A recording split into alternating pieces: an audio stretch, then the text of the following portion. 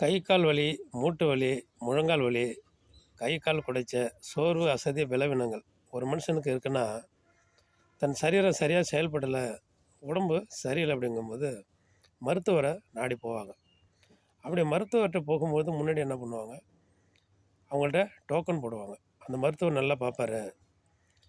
நல்லா நல்லா படிச்சிருக்கிறாரு. அதனால நல்லா பார்ப்பாரு. மருந்துகள் எல்லாம் எழுதி கொடுப்பாரு. அவர்ட்ட போனா சரியாயிடும்னு சொல்லி நெறைய பேர் என்ன பண்ணுவாங்க, அவங்கள குறித்து சொல்லுவாங்க. அப்போது டோக்கன் போடுவாங்க. ஒரு நாளைக்கு 50 பேர் அல்லது 60 பேர், 100 பேர் வரையில பார்க்குற ஒரு நல்ல ஒரு டாக்டர். அவர்ட்ட டோக்கன் போடும்போது சில நேரங்கள்ல 85வது டோக்கன், 80வது டோக்கன் சொல்லி அந்த டோக்கன் நம்பரு குடுப்பாங்க. அவருடைய பெயர பதிவு பண்ணிடுவாங்க. அவங்க எந்த நேரத்தில அங்க மருத்துவமனைக்கு வர சொல்றாங்களோ, அந்த நேரத்தில அந்த மருத்துவமனைக்கு நம்ம அவங்க போவாங்க. போகிற பொழுது அங்க அமர்ந்திருப்பாங்க. ஒவ்வொருவரா என்ன பண்ணுவாங்க, மருத்துவருடைய அறைக்கு அந்த டோக்கனுடைய நம்பர சொல்லி அழைக்கும்போது உள்ள போவாங்க. அந்த மருத்துவர் ஒவ்வொருவரா என்ன பண்ணுவார் விசாரித்து, அவரவர்கள் சரீரத்தில என்னென்ன பிரச்சனையோ அதற்கேற்ற மருந்து மாத்திரைகளை கொடுத்து, ஊசி போட்டு அவங்கள அனுப்புவாங்க.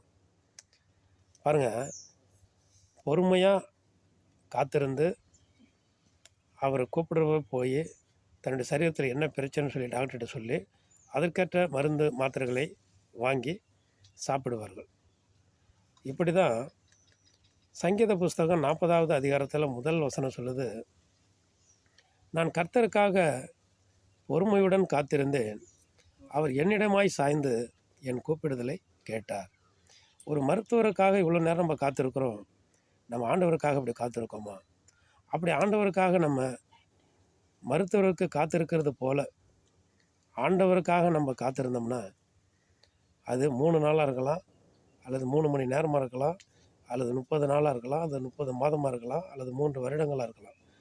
நம்ம காத்திருந்தோம்னா, எப்படி மருத்துவர் ஒருவரை அழைத்து சிகிச்சை கொடுக்கிறாரோ, அதேபோல கர்த்தர் நம்மை அழைத்து, அவர் பூரண விடுதலையும், சுகத்தையும், ஆரோக்கியத்தையும் கொடுப்பார். தற்காலிக விடுதலையை மருத்துவர் கொடுப்பார். முற்றிலுமான விடுதலையை நம்ம ஆண்டவராகிய இயேசு கிறிஸ்து நமக்கு கொடுப்பார். அப்படிதான் இந்த சங்கீதம் 40வது அதிகாரத்தில முதல் வசனம் இப்படியாக சொல்லுகிறது. கர்த்தருக்காக நான் காத்திருந்தேன். அவர் என்னிடமாய் சாய்ந்து என் கூப்பிடுதலை கேட்டார். ஆமென். அல்லேலூயா.